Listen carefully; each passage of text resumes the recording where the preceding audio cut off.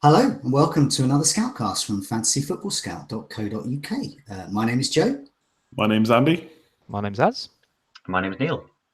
Well, welcome everyone. So after weeks of anticipation, Game Week 1 came and then just disappeared again. And in its path offered some lovely clues for us about players to keep, those to transfer, and those to avoid. And it also proved the value of defenders.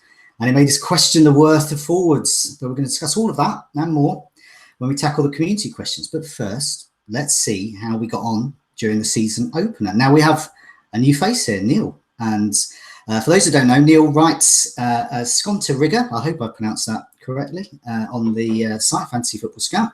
He has 3 top 5,000 finishes in FPL. And has spent the best part of the summer poring over player stats. It's paid off. He's top of the tree with us. He got 90 points. So Neil, tell us about your game week. Yeah, pretty good. I mean, sandwiched by 2 frustrating games either side. It was the Man United game on Friday night. I had Eric bye, so I was a couple of minutes away from a clean sheet there. And Man City Arsenal had Aguero and Mahrez, absolutely nothing, but everything in between, perfect. I think all 8 of the players played on Saturday and Sunday delivered, apart from the Man City game. And I even had Wan-Bissaka on the bench as well. I noticed you had Ryan Fraser there. Now he's a really, you've got to dig deep in the Fantasy Football Scout articles to find him, but he is there. He's been there over the summer. People have been talking about him. I know certain your articles and David's as well. So yeah, well done for getting him.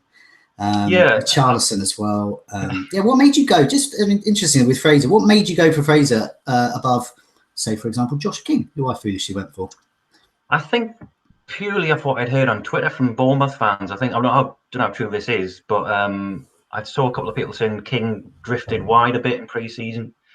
Obviously, Stanislas is out long-term with injury as well.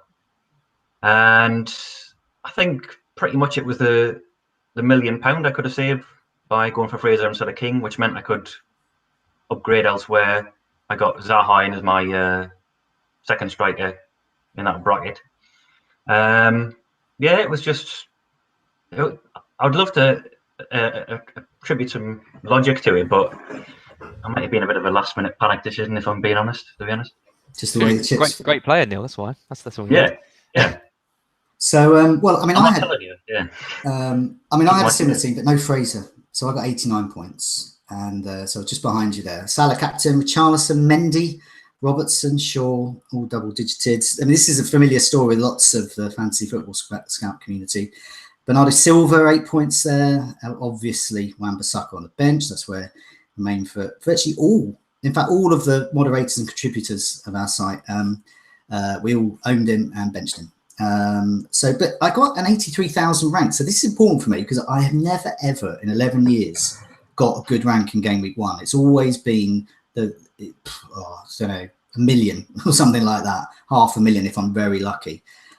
So this is a new experience, so it's probably going to be all downhill from here. But I just want to say thanks to those on social media who helped me with my final move, which was I originally had Mahrez and Steve Cook in my side, and pretty much in the last hour, so I moved them to Mendy and Bernardo Silva. So thanks to everyone who voted on the poll I put up on Twitter.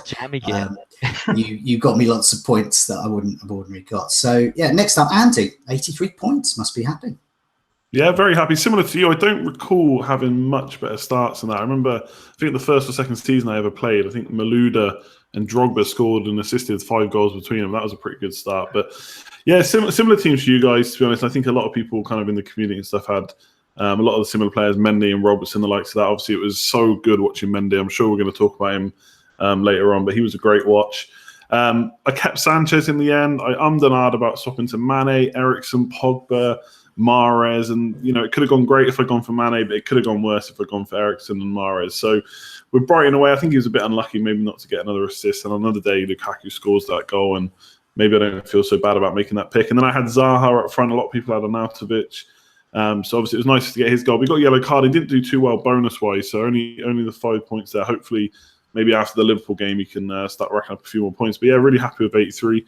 Nice to start. Virtually everyone contributed apart from Bailly, Aguero and King. Everyone else scored at least an assist or a clean sheet. Well, not bad. And so as you're kind of bringing up the rear, so to speak, 76 points, still not too shabby, about 20 points over the average. So must be, I So pretty happy with that, surely. Not really. Oh. I mean, what annoys me is we did the video last week, didn't we, where we looked at my team, and that team would have scored 24 points more than the one I ended up going with. No. And and it's because 10 minutes before the I basically broke every rule of playing fantasy football well. I swapped Richarlison out for Sigurdsson purely because I had $1 million in the bank. So, first rule, don't worry about prices. We do it every year. I always tell myself not to do it. It was a nostalgia pick because, Sigurdsson hasn't been that great last season. Richarlison looked like the big money signing, guaranteed his place in the team. He likes playing under Silva, just seemed very sensible to go for him. So well done everyone that picked him. And the other rule I broke was I didn't read enough information, didn't read enough Twitter. There was loads of stuff on Twitter about Silva talking about Bernard coming in. Bernard, is that his name? He's Brazilian. Bernard. It doesn't quite say Brazilian. Don't ask me. I'm hopeless with name. Just call it Mr. B. Mr. B Silva. Well, there's a Fred, isn't there? So there's probably a Bernard. But yeah, and apparently, Silva had come in and said that he was competition for Sigurdsson, so there's risk of rotation there. And then, he had the tactical tweak and Sigurdsson going off. So now I'm left in a bit of a quandary of what to do. Do I kind of, admit defeat and go back to Richarlison, or do I stick to my guns and go for Sigurdsson?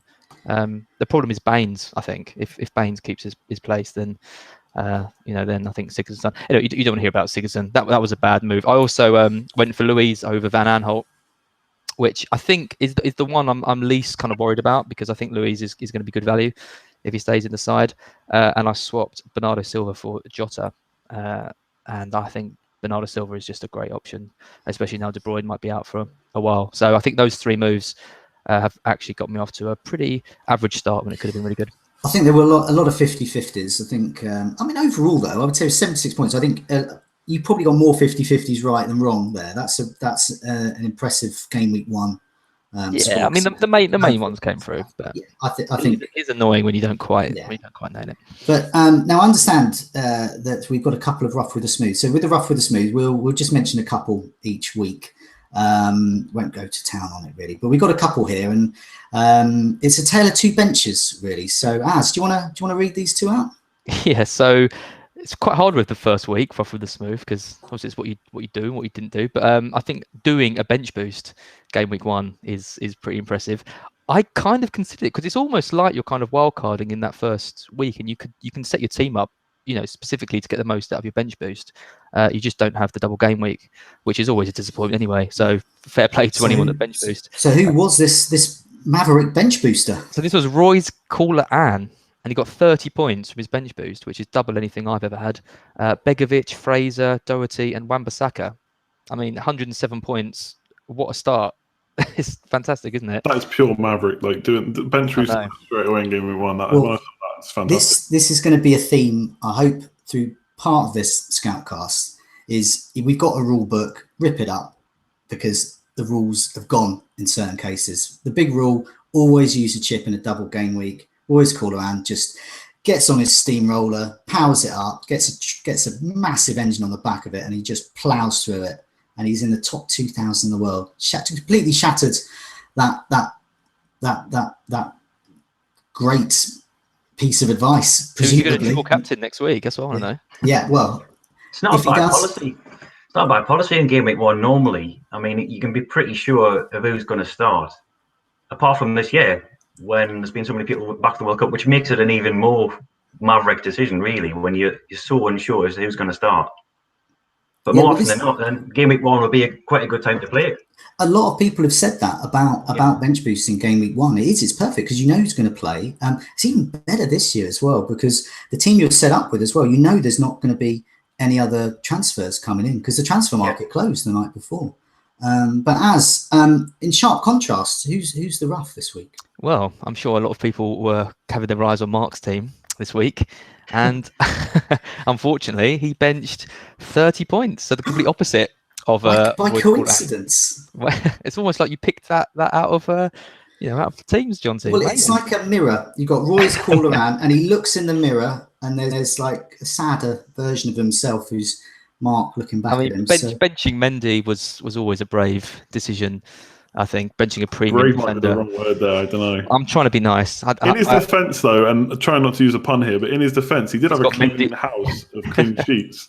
Yeah. But yeah, I can't get behind benching premium defenders, especially attacking ones like that. I mentioned that to him on the Rate My Team.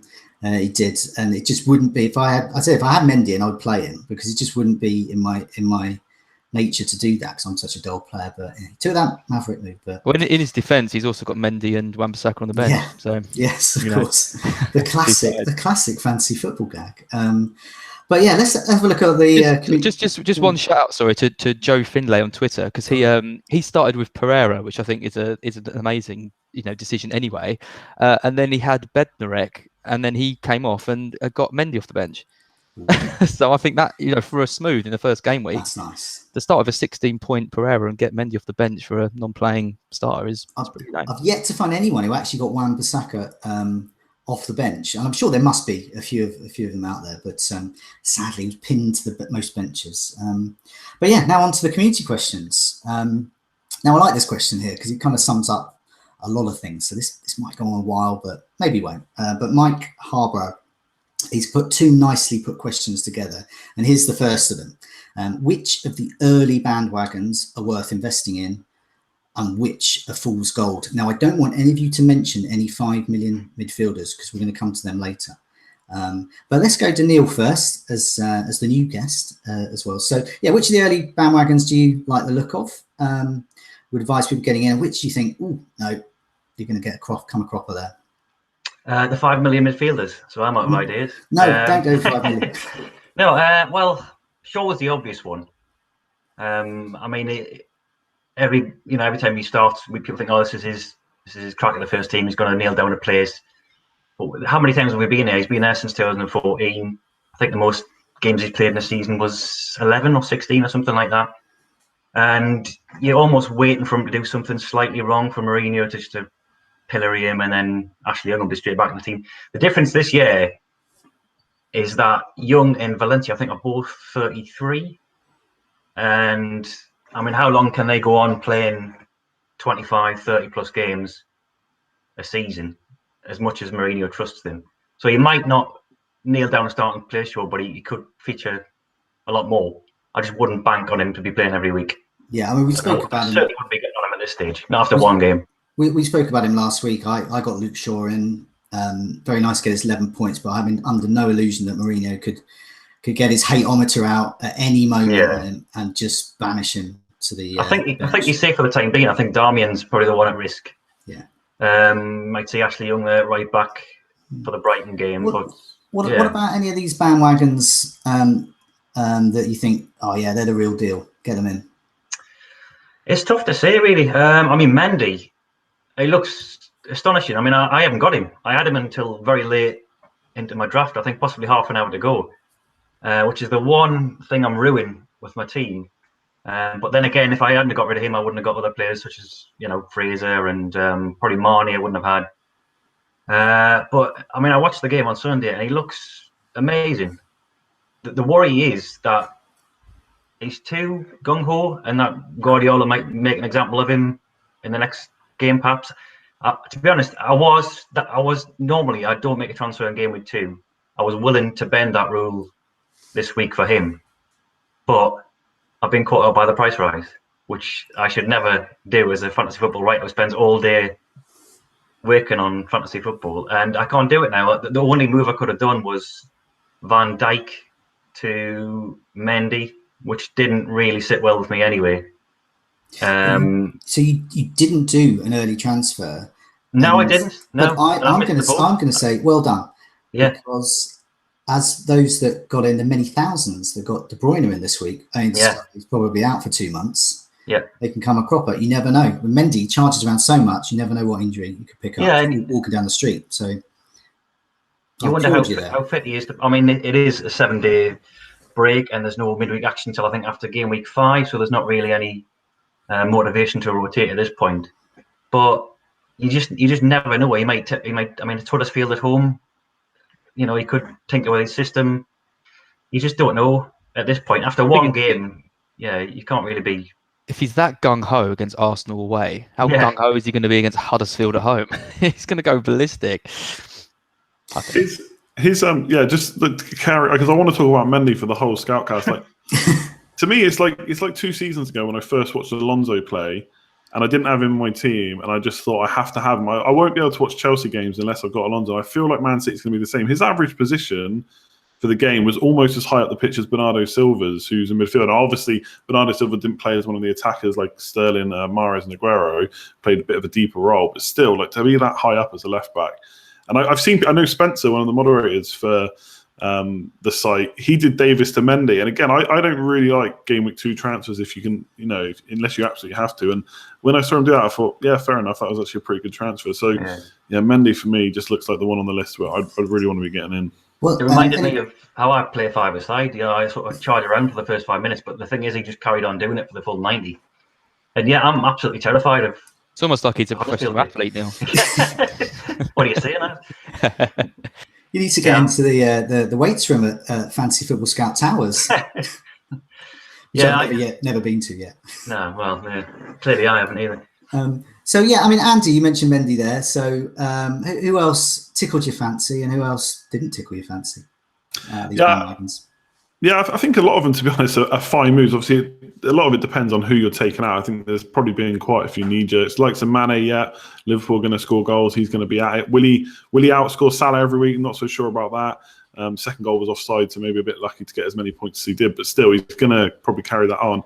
I think Pogba, I really considered him when we heard that he might be starting. I just think, even without penalties, I think he can justify that 8 million price. Man United got a pretty nice run of fixtures, although there are quite a few away games, I think, over the next kind of 4 or 5. I think for 8 million, Pogba looks good. The two that I'm kind of a bit wary about are both the Watford guys. So did actually see the Holebas did create loads of chances last year. I know he's got this stigma about being a yellow card magnet, but he only got 7 last year and about 500 less minutes than the season before when he got 14. So maybe he's not quite as much a card magnet as he was the season before. Does create a lot of chances, but if you look at Watford's fixtures, I think they've got Man United and Spurs in the next 4, and then there's a tough, I haven't got it up on screen, there's a tough away game as well, I think. So I think that's probably a bit premature. And the same with Pereira. He's kind of carried on last season's form. He was really good towards the end of the season. So for 6 million, you might say that's a bit of a lesser risk as an attacker, can probably get a goal in a tougher game. But because of their fixtures, I'm not sure I'd be jumping straight on them. So yeah, I was going to just add to that with Pereira. He's a player I really liked the end of last season. I did think, I want to get him in this time around. He had 4 shots in the penalty box, which was top among midfielders this week. But his expected goals was just 0.21. And that's obviously much less than he scored. And as you said about those fixtures, I looked at the fixtures, and it's the same with Holebas, really. I just thought, I'm not sure when I'm actually going to play. I would play Holebas, really. Burnley away is not great. Tottenham and Manchester United at home is awful. And Crystal Palace in their form, that looks pretty bad from a defensive point of view. So, yeah, I think you've pretty much nailed that one, Andy. Yeah. Yeah, and the other one that I think is probably a bit premature is Wilson. Now, he did look really good, and as a Josh King owner, I'm a little bit worried after one game, but it is just one game. And King, like Neil said, did drift off a little bit wide. When I was kind of watching the highlights, it really was Fraser and Wilson that kind of getting into the box. But I still think just after one game, I think that could easily flip around in Game Week 2, and suddenly maybe King gets the penalty. As far as I know, it's whoever... a lot of people have been saying it's whoever wins the penalty will take it. So potentially it's not always going to be Wilson. Obviously, he missed it anyway. But it could be King that's just good next time. So I think that's a little bit premature to be looking at bringing in the likes of Wilson. Otherwise, yeah, the list we got here, which is, I guess, the top transfers from when you kind of did the notes, I think most of them look pretty good. It's just who are people taking out to get these players would be my question. And yeah, Az, how about you? Any about the bandwagons, fool's gold, and also those that are definitely the real deal? Well, Jorginho's like being bought by loads of people, isn't he? And we're going to talk about Kante a bit later, but focusing on Jorginho, he took a penalty, and because Hazard wasn't on the pitch, and he's playing a really deep role. So he to me, there's always one player kind of in Game Week 1. It's normally Lee Catamol. He scores like a rocket from like outside the area, and then everyone buys him, and then he's, and everyone's like, oh, why isn't he scoring a rocket every match? Because it's Lee Catamol. I think I mean, I'm not comparing Jorginho to Lee Catamol. Let's nip that in the bud. But it's for FPL wise, he's not going to be scoring that much. So I think people buying him are going to be disappointed. I think Richarlison's a very sensible buy. I know he's got a bit of a doubt, but he's been training. I think there's been pictures of him. Everton's fixtures are just really, really good, and I think he really demonstrated the weekend that he's going to kind of be the main man for Everton. And we saw last season when he's in form, he's just he's absolutely brilliant. Takes so many shots, not all of them on target, but takes a lot of them, and he has the complete faith of Silva. I mean, Silva not taking him off when they went down to 10 men. I mean, that's what really hurt as a Sigurdsson owner, because he'd been booked. He was looking a bit irritable, and when Jagielka got sent off, I kind of thought, oh, maybe Richarlison's going to go off here, and kept him on the yellow and benched Sigurdsson. But I hope, yeah. I was going to say it's clear who his favourite is. It's clear who's favourite, yeah, and I think that is one of the problems with Sigurdsson, is he's not Silva's purchase, is it? He's the record signing. Is Richarlison a record signing now? What was Sigurdsson, about 40 million? That same. Yeah, I think depending on which figure you believe, I think it's still Sigurdsson. I think Richarlison has the potential to exceed that, I think, with all the add-ons and things. Yeah, it's just interesting. I mean, Sigurdsson was the logical choice, I guess, because he wanted to keep the shape of the midfield to but I don't know. It'd be interesting to see when he does make tactical tweaks if Sigurdsson does get taken off. So I think Richarlison there. Yeah, you touched on. I think Bernardo Silva, De Bruyne's injured now, so I think Bernardo Silva is gonna really be a good shout. He can play anywhere in that City team, which I think gives him an edge, and means he should start quite a few games. And I'm really happy having Mane as well. I really like doubling up on two Liverpool attackers, because everyone's got Salah or Firmino or someone. So having two of them just gives you a little bit of an extra weapon. Well, for me, I've been looking at these Palace lads because I'm going to make a transfer in game week 3, which is when Palace fixtures get better. So they skip over the Liverpool, not expecting much from them then, and then they've got Watford away, Southampton at home, Huddersfield away, and then Newcastle at home. That's a great run of fixtures. Patrick Van Aanholt and Zaha, the two players I don't own that I'm looking at, and it's going to be one of them I'm very interested in getting. So Van Aanholt is behaving like a winger, but he's a 5.5 defender. And I thought if he was listed as a 5.5 midfielder, I don't think I'd have any hesitation to get him in. But he's actually better as a defender because he's getting those clean sheet points as well. So yeah, I mean, he got his assist, a couple of key passes game week 1. Zaha is a forward. He plays as a forward, listed as a forward. He's ended that kind of being, is he a midfielder? So he had 3 shots. So it looks like Van Aanholt is the kind of assist man. Zaha's the goal man. So it's going to be one of them. Baseline bonus, though. This is one thing I had a look at there. So baseline bonus, for those that don't know, it's kind of basic what goes towards getting bonus points. And it's your jobbing stuff that you do on the pitch, doing bits, as Patrick Van Aanholt would say. So it's not scoring goals, not assists, not clean sheets. It's just kind of tackling and crossing and all of that. So Van Aanholt's score there was 18, which is really high. So if he gets an assist or a clean sheet or something on that, then he's looking at bonus points. Zaha was 0. Now that's part of my worry. So he scored, he looked great, Zaha, 5 points. Van Aanholt, double-digit score, looked great. So that's what I'm starting to think. It could be Van Aanholt rather than Zaha if it's a straight shootout. And I'm sure perhaps other people are thinking that as well. But yeah, here's Mike's second question. Which players that blanked in game week 1 and are being sold in their thousands will come back to haunt and make misery on their sellers? So yeah, I'll go with you again, Neil, there. So we've got a list here of those that are being sold, topped by Son. So I can't argue with that really, because he's not around. He's off at the off representing his country. But yeah, which of these players that are being sold in the thousands this week do you think are going to? Yeah, firstly, I found it amazing that so many people had Son, given that it was like obvious that what was going to happen on game week 2. But well, funnily enough, I wrote an article on the Market Watch about 2 hours, about 2 o'clock this afternoon, castigating everyone who was getting rid of De Bruyne, because I think he'd had about 50,000 sales before this injury news broke. So he's out of the equation now. I think Eriksen, that's quite a surprisingly high figure. But if you look at the amount of people who've bought Ali and the amount of people who've sold Eriksen, it seems that people have just made the straight swap and are just chasing the points. It's a trap that FPL it is, lay every year. It's the Ali Eriksen trap. So you walk in there clutching your Eriksen doll, and then you think, oh, I fancy an Ali doll. And what you do is you miss their points every week. Every week it happens. You just got to stick with one or have none of them. Well, I think Eriksen created more chances than anybody else in any position this weekend as well. So, I mean, you just have to look at that stat and think, well, you know, law of averages, he's going to deliver. They've got Fulham at home next. Why you'd want to get rid of him for that? Get Ali in as well if you must, but why would you ditch him for that? It's absolutely insane. Yeah. What about you, Andy?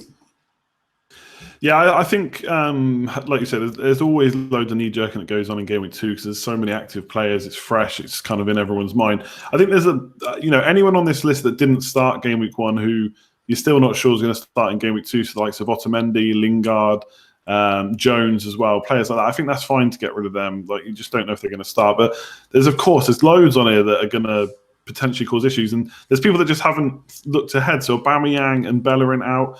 Well, they had Man City. What were you really expecting? Then it's Chelsea. That could be tough too. But then it gets really good. So they're obviously not planning ahead. And then Firmino, for me, I can't believe he's on that list. Because for Liverpool, they're always going to score goals. Is it going to be Mane and Salah every week? No, of course not. And Firmino's going to get in on the action. And he even didn't more. blank. Exactly. He got on a list, and there's no forward options. I don't know who's selling him and who. Yeah, I find that really weird. And maybe they're swapping to Vardy, who was also on the buy-in list as well. So, because he did score. But yeah, that Firmino for me stands out. And Eriksen as well. Like Neil said, he's created loads of chances. And Harry Kane, like, I know, to be fair, he didn't look great. And he still looks tired, I think. Ali was making quite a few runs behind him. So I'm actually quite impressed with Ali. But Fulham at home, you don't sell Harry Kane, who's going to start before Fulham at home. That is just crazy. So there's obviously a lot of knee-jerking going on here. If they didn't start and they're not likely to start in Game Week 2, there's a few others on that list as well, then fair enough. But if you've not looked ahead, especially with Arsenal players, like Game Week 3, it gets really good. And like, I'd be looking at bringing Aubameyang in, not selling him. Yeah. So there's some crazy names on this list. What about you, Az? Well, Andy's just been through the whole list, so there's not really that much. But I will say, I don't think people are selling him. People are probably buying him. But I was really impressed with Maddison at the weekend, and Andy did a little shout out to me because he's in my team. I can just imagine your smug smile just sat there while everyone was tweeting to you. I mean, there was no points, and he went off after 60 minutes. But God, if you want to see, a player who's going to get involved in goals and assists, I just Old Trafford in his first game. He was taking corners, he was taking free kicks, he was shooting, he was making great runs, he was picking people, he was doing everything that you want to see a player do, let alone a 6.5 million player do. And he wasn't. I don't think he was fully fit because he had the knock before. And so I think once he really gets that place in the team, he's got a good run of games coming up, starting with Wolves at home at the weekend. And I think he's going to be. He could be other than Richarlison, I think he's going to be the pick of the 6.5s. Yeah, I mean, I can't even add any more. You've said all the one. Eriksen was my top of my list. He's in my team. 5 chances against Newcastle. As Neil said, that was the top number of key passes, joint top with Holibas for the game week. The Fulham defence didn't look great in game week 1. That looks good for Eriksen. Just to remind sellers as well, this is exactly what you want to be hearing. Last season, Eriksen created 95 chances. Only one other player, De Bruyne, created more. So you just sold him, and he's playing Fulham. So good luck. 11 goals and 10 assists as well last season. Aubameyang and Mkhitaryan as well. I put down on my list as well because, as Andy said, I want to get them in. I want to get one of these lads in game week 3. Game week 3, 3-10. West Ham at home, Cardiff away, Newcastle away, Everton at home, Watford at home, Fulham away, Leicester at home, Crystal Palace away. This doesn't happen. I don't see this sea of blue on our season ticker for one team that is that long. This is like the Pacific Ocean of good fixtures. I'm absolutely delighted to see that. I'm delighted to see people saying Aubameyang. Keep doing it. I'd like to get him quite cheap in game week 3. Thank you very much. And just one other name to mention, Trippier. People haven't got him because just back from the World Cup. He had a good World Cup. I can't see Pochettino resting him too often. So I think he could be back against Fulham. Could do some danger there. But yeah, next topic.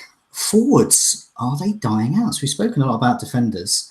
But are forwards dying out as fantasy assets? So Maximus Bonimus Pontimus says, is it time to hold our hands up and admit the forward is dying out? Is it anything other than a cheap FPL option?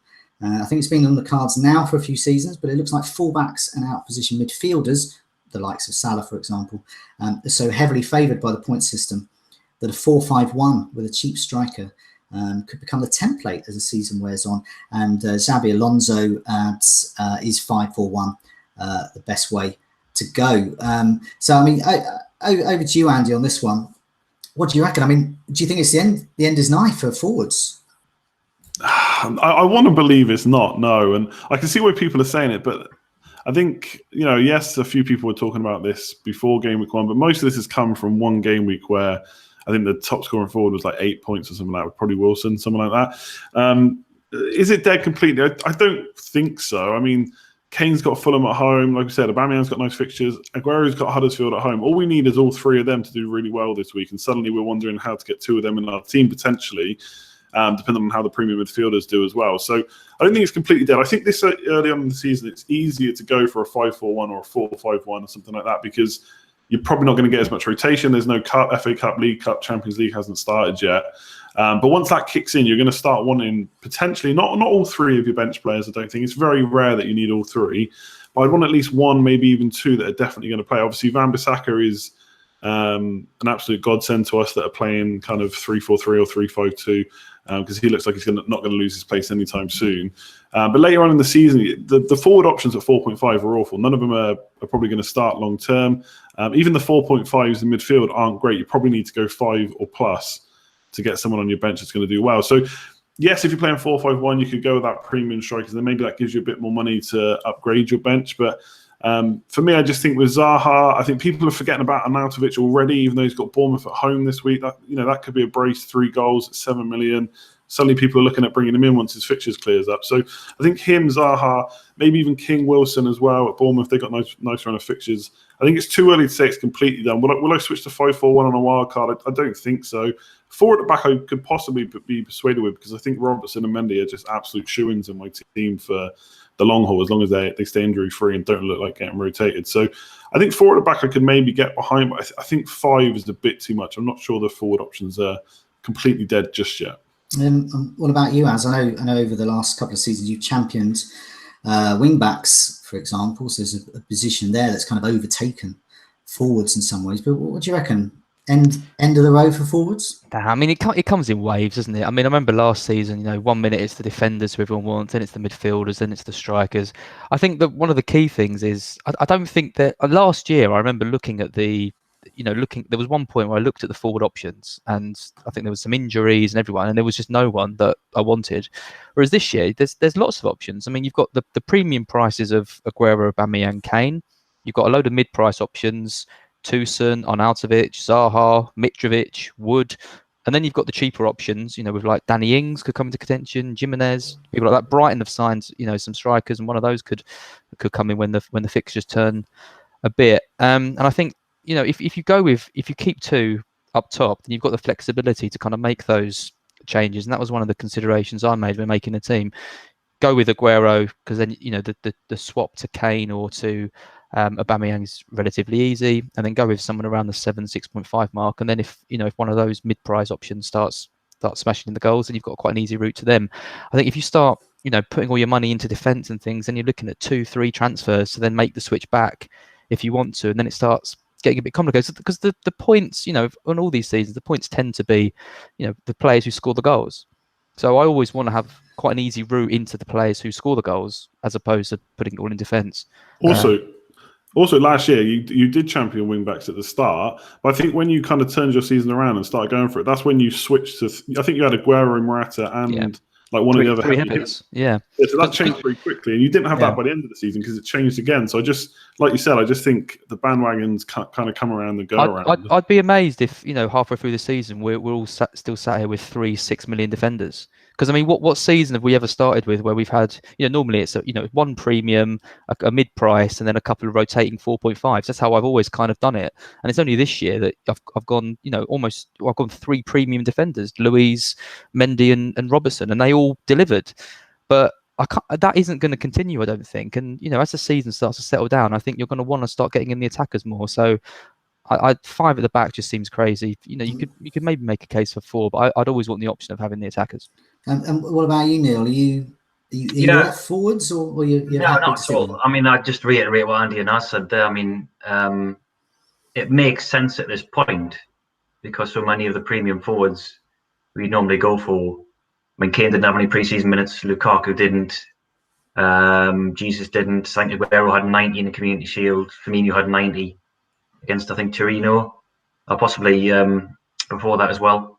So yeah, it made sense to go without them at the moment. But I think it, as and Andy said, it comes in waves. I think people are looking for narratives where there aren't any. And if anything, I'm looking at ways of adding to my attack. I mean, you were just mentioning Aubameyang there before. When I desperately want him for game week 3. I don't know how I'm going to do it. I haven't left any kind of contingency plan to get him in. I mean, an early wild card's a possibility, but yeah, I absolutely don't think it's the death of the forward at all. I mean, I've always packed my squad with, you know, top heavy strikers and all that, but I think, yeah, I'll go the same way in a couple of weeks' time. Yeah, I mean, I totally agree. It's all about flexibility. It always changes. And yeah, I reckon you could probably get away with one heavy hitter striker at the moment, just an Aguero, for example, and, you know, flanked by, well, I mean, as I've got at the moment, I've got Aguero flanked by Josh King and Arnautovic. And, you know, I could put Josh King down to a Kamara, get him down to 4.5 and just go 2 up front. But I'd always have an eye on moving back. And as you said, Aubameyang, I'm looking at things like perhaps downgrading Eriksen game week 3 when he plays Manchester United.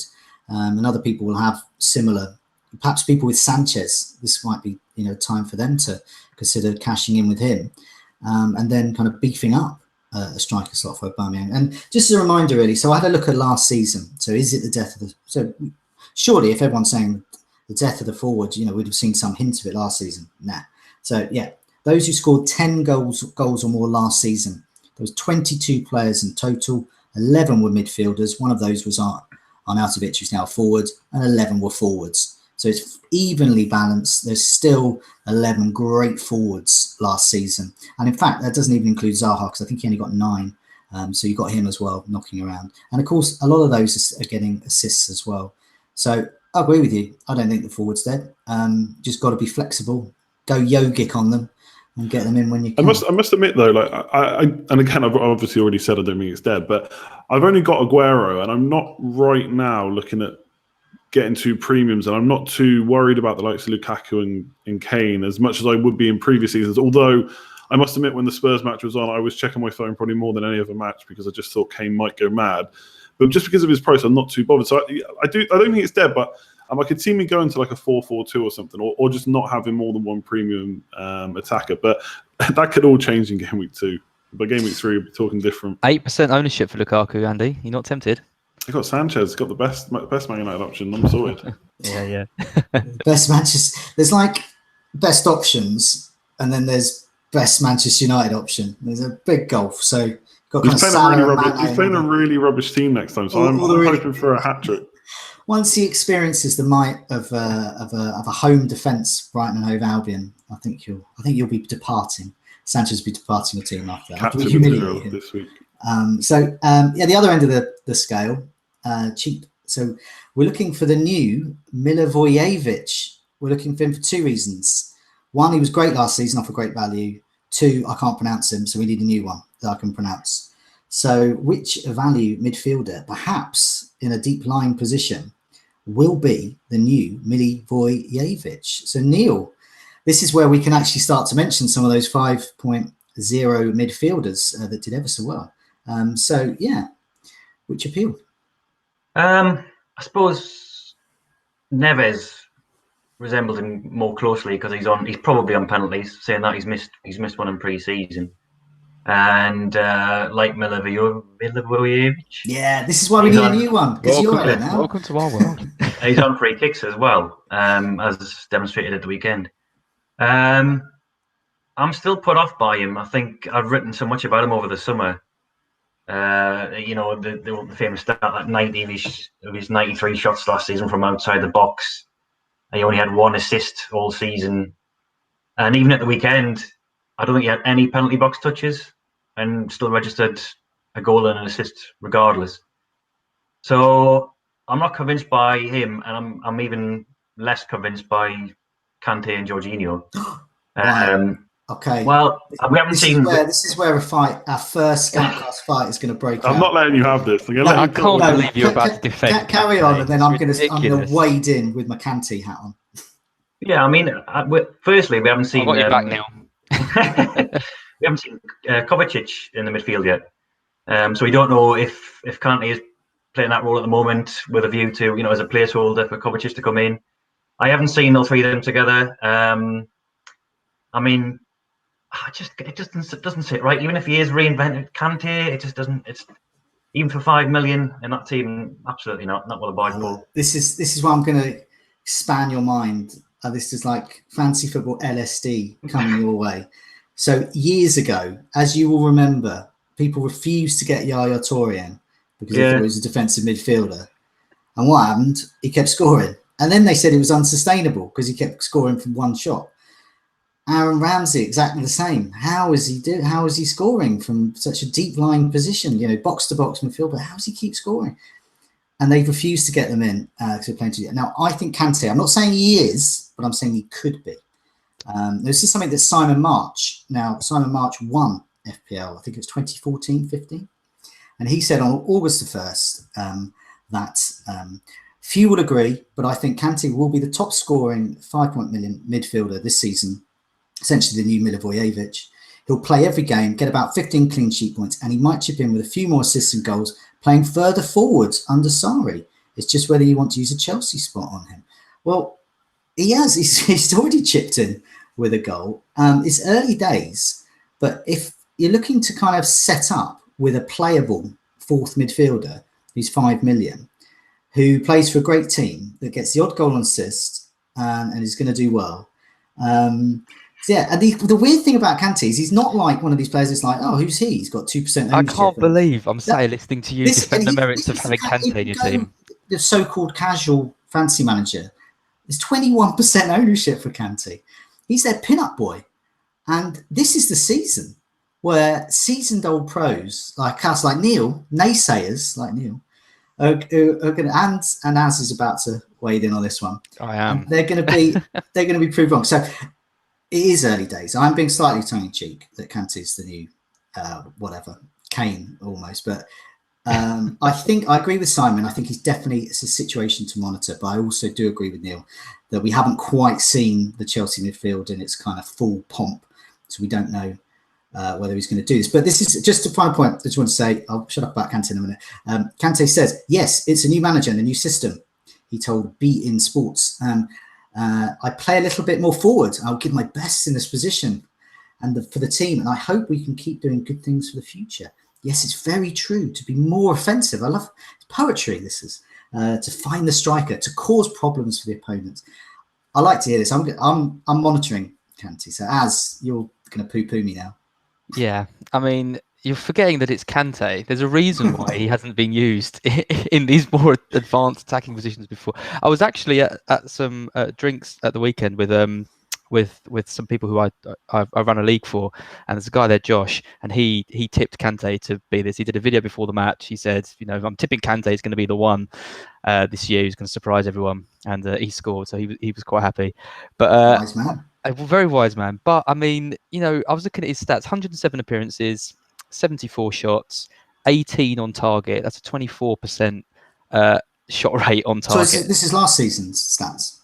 No, this is in general for Kanté. 107 appearances right. for Chelsea in the Premier League. This is not this season in his new role. This isn't but it shows that he's having, when he has a shot, it's not 75% of the time. It's not on target. It's not exactly a great statistic, is it? Milivojevic, so you look at him, 51 appearances, 56 shots, so more shots than appearances. Okay, different role, but 40% on target. So, and you're not even buying Milivojevic for the. How many were penalties where he's on the spot? So get Kanté on the. They don't count the shots on target. I don't think this is open play. But you're buying Milivojevic for the penalties and the free kicks. You're buying Kanté for the odd run into the box. It's a completely different comparison. Neves is the one you want. If you want a 5 million option, it's Neves, because you want that player who can go up against Man City away. And Jota gets fouled just outside the penalty area, and he can step up and score a free kick. And then he comes off your bench because one of your players hasn't played. That's the player you want as a 5 million non-playing option. You don't want someone like Kante. It's, Neves, 5 million. Neves. It's 5.1 now.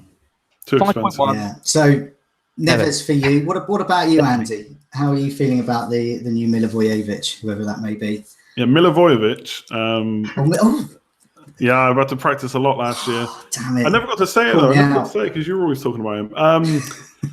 Yeah, Kante. Like, I must admit, I watched the game and I tweeted out. I said, "Am I like seeing things, or is he further forward?" And there was actually a moment in the second half where Pedro had the ball and Kante made an overlap run on the right wing, and Pedro could have played him in, and he would have been through on goal with no defenders around him. But Pedro just didn't look up. But I just can't, like, 2 goals and 2 assists in 69 games. There is a reason why he doesn't play in that role. It does look like he's going to get further forward, but we've not seen that team with Kovacic instead of Barkley, maybe. We've not seen Hazard in there. Will Willian or Pedro miss out? We just don't know what's going to happen. I just don't think I'm ever going to put Kante in as a 4th midfielder. At most, it'd be bench fodder, I think, if I wanted to pay a little bit more for potential returns. But again, I kind of agree that Neves has got free kicks and probably penalties. So for an extra 0.1 million, he's definitely the one.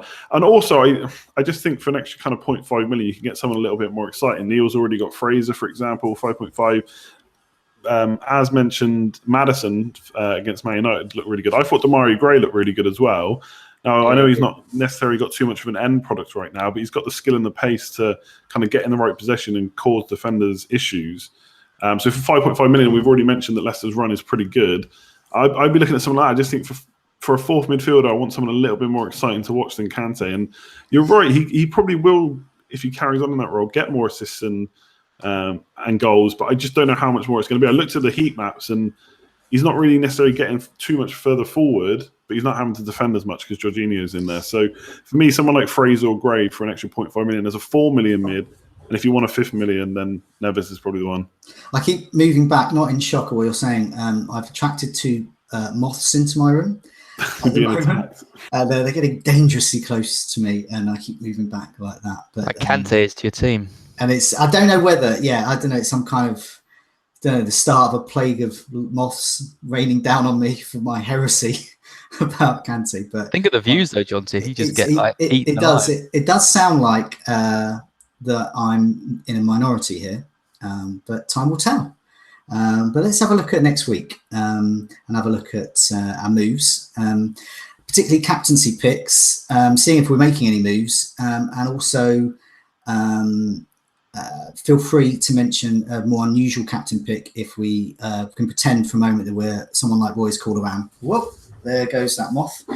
And so I'm going to go with Neil first. Who's going to be your captain and who's going to be your move? Oh my God.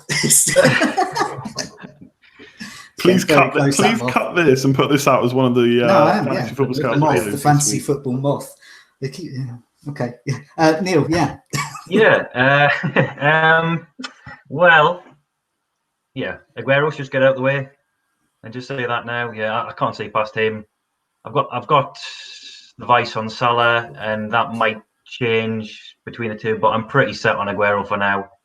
And I think, as I alluded to before, I'm just going to roll my transfer now that I've missed the boat on Mendy, and possibly look at ways of getting him in game week 3. But I'm just sitting tight for the moment. And if you were Roy's called around, who would you captain as your Maverick choice?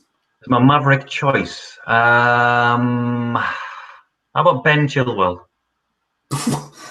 Wow, I was not expecting that. Even the moth is fainted.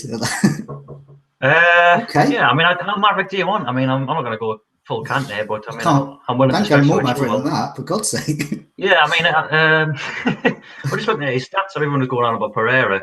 Obviously, he was playing further forward on the right, but Chilwell had more threat from left back, more crosses, I think. I've got it written down, some more chances created. Near the top for involvement stats, 46 touches in the final third. And they're up against Wolves this weekend, who I watched the game on Saturday night. They were incredibly open, despite playing against 10 men. And that sort of suits Leicester, who tend to cede possession to the opposition and hit teams on the counter-attack. So maybe you should have gone with Vardy, but I'll stick with Chilwell. Go out on a limb. And what about you, Az? What are you thinking of doing? Well, I hope there's one person listening to this who captains Chilwell off the back of that. Aguero will be my captain. I'm the Liverpool game is quite tempting because it's the Monday night fixture. We all love a Monday night fixture, but I'm determined not to break another fantasy football rule and base my decision on that. I also think Palace with Sacco and Tompkins, they look really really solid, and I don't think Liverpool are going to roll them over. I mentioned it in my Scout Squad article, so I think that could be maybe 1-0, 1-0 for Liverpool. I think City are just going to obliterate Huddersfield. I think Huddersfield are going to go down this year. They haven't strengthened really, and I think they were a bit lucky last year. Sorry, Huddersfield fans, but yeah, I think City are going to win that comfortably. My left field pick would be Maddison. I mean, for the reasons that Neil just gave for Chilwell, but for Maddison, because I think with the set pieces he's got, and combine that with the he's like Neves, but also gets forward as well. I'm really hoping he won't get subbed after 60 minutes again. But I think he'd be the one I'd look to capture if I was going for someone a bit cheeky. And what about you, Andy? Yeah, I've actually got it on Aguero currently as well, like Neil. I think like picking differential captains, I think there's a genuine discussion between Salah and Aguero to be had. Will I go back to Salah? Probably, because even though I think Aguero is way more nailed than people are giving him credit for, there's always that little thought in the back of your mind that maybe you'll miss out. But with De Bruyne probably out, I just wonder if Pep will go for mostly the same team that started last time, maybe just bring in one more player for Gundogan or something like that maybe. So I really want to captain Aguero. I've got it in the back of my mind as well, which is completely illogical that Game Week 2 is a fine time to go against Salah, even though we all did that last season and got punished for it. Just think it's so early on, I'll have time to chase it back, perhaps. And it's Huddersfield at home. Like, how can that not be a good fixture? So I'm looking at Aguero. If you want someone else in that, I think with De Bruyne out, Mahrez suddenly becomes a bit of a better option if he's going to dominate set pieces and stay on that side. So I quite like him. And then transfer-wise, I'm not making any transfers. I've looked at Sanchez to a Man City midfielder, of course. But I just think he was a little bit unlucky not to get more points in the last game. I know I veer towards Man United players, but Lukaku scores that on another day, and we're looking at another assist, potentially some bonus. It's Brighton away. Yes, they're probably going to be better at home than they were in the first game, but still, that's a fixture that you'd usually back a top 6 team against. What about more of a Maverick? Yeah, I don't know. I haven't really thought about a Maverick pick. Kennedy against Cardiff. Kennedy, yeah. I think he was unlucky. Well, not unlucky. He had a bad touch. He didn't score in the first game. But I was actually quite impressed with Newcastle because the way that Rafa was talking pre-season, kind of we got troubles on and off the pitch. I thought they were going to start off the season really badly, but they caused Spurs' defence quite a few problems. They do have a habit. They had it last season as well. They do have a habit of performing well on the pitch, and no matter what's going on in the background. Yeah, I mean, Rafa's a great manager as well, so that obviously helps. I just think actually the game being away might help them as well. Just might help. I don't know if they're going to play a bit more attacking maybe. But yeah, Kennedy, I'd maybe look at Rondon if I thought he was going to start as an outside pick, but I'll go for Kennedy because he's definitely going to play. Yeah, so for me, it's between Aguero and Salah. It's been on Aguero all week. It may well stay that way. I think it will. Aguero started 14 out of the 14 home games last season where he was available and not injured or coming back from injury. Aguero scored 3 goals in his last 2 games against Huddersfield. Hello, that sounds good. He was absent for the 0-0 at the end of the season.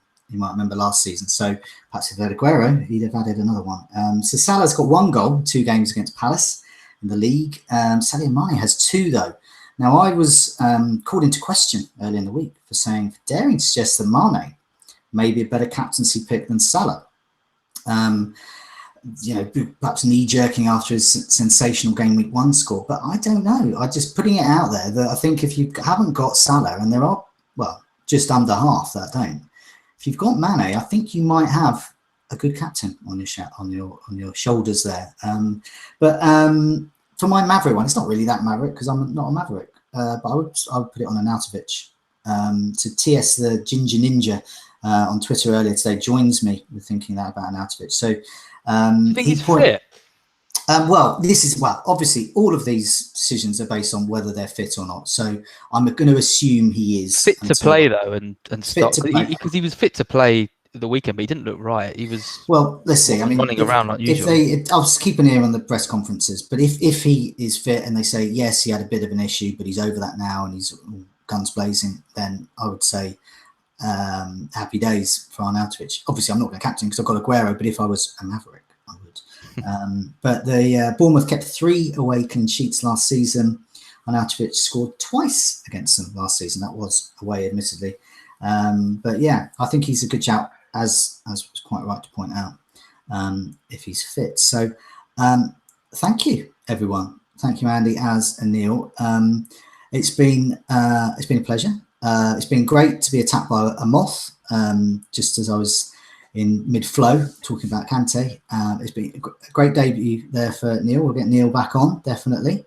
We're going to be, hopefully, Neil, I'll be speaking to you on Friday about the latest team news as well, because you'll be poring over that. So we'll get a video out on Friday, hopefully, about that. But in the meantime, it's goodbye from me. Good night. The chat and these moth comments are killing me. Good night for me. Good night from me. Good night, all.